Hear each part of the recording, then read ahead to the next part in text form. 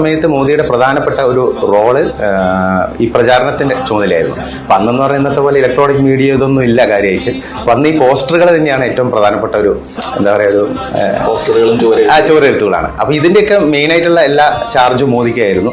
അപ്പൊ അന്ന് അമിത്ഷാ മോദിയെ സഹായിക്കാൻ കൂടെ ഉണ്ടായിരുന്നു.